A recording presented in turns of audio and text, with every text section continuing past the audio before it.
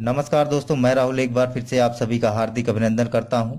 दोस्तों, आज मैं आपको बताऊंगा आखिर भृगु ऋषि ने क्यों मारा सोते हुए भगवान विष्णु की छाती पर पैर।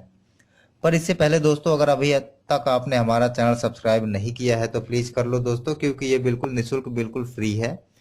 और इसका एक फायदा यह भी है कि मैं जब कभी अपने YouTube चैनल पर ऐसे रोचक तथ्य या पौराणिक कथा अपलोड करूंगा तो ये सर्वप्रथम आपके पास पहुंचेगी, अगर आपने हमारा चैनल सब्सक्राइब किया होता है तो दोस्तों अगर अभी तक आपने अगर हमारा चैनल सब्सक्राइब नहीं किया है तो प्लीज कर लीजिए दोस्तों आइए जानते हैं इस पौराणिक कथा के बारे में। दोस्तों, दुर्वासा ऋषि की बात छोड़ दी जाए तो यह कहना गलत नहीं होगा कि ऋषि मुनि जल्दी नाराज नहीं होते थे, लेकिन एक बार जब खफा हो जाते थे तो बिना श्राप दिए शांत भी नहीं होते थे।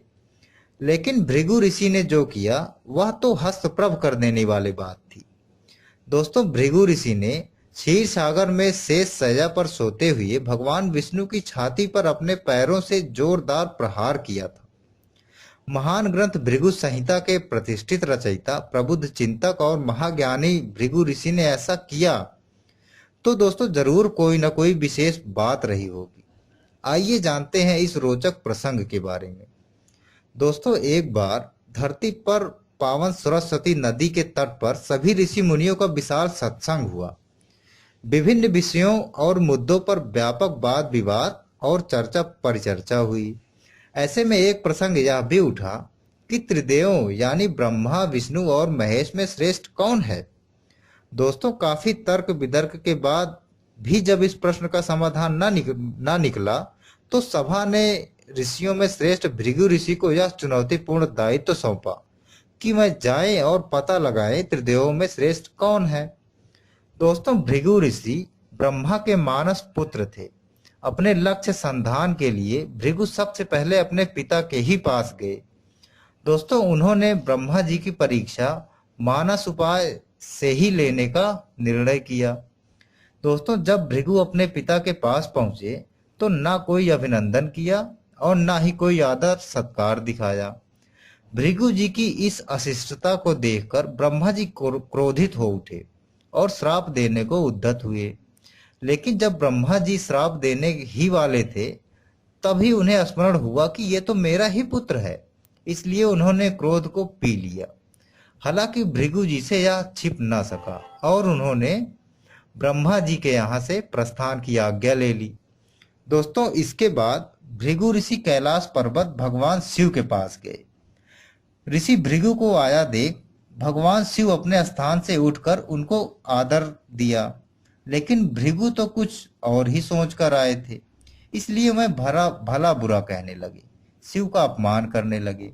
वह कहने लगे कि आप तो रहने ही दीजिए महादेव, आप मुझे ना ही छुएं, आपकी वेशभूषा गंदी है, पता नहीं आप कब से नहीं नहाए हैं।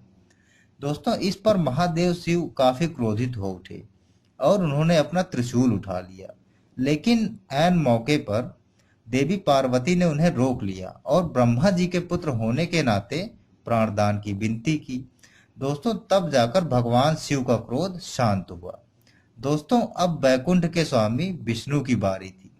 दोस्तों, जब भृगु बैकुंठ पहुंचे तब विष्णु शेष शैया पर निद्रा में लीन थे तथा देवी लक्ष्मी उनकी सेवा में रत थी। उसी समय उसी स्थिति में भृगु जी आगे बढ़े और अपने पांव से विष्णु जी की छाती पर एक जोरदार प्रहार किया।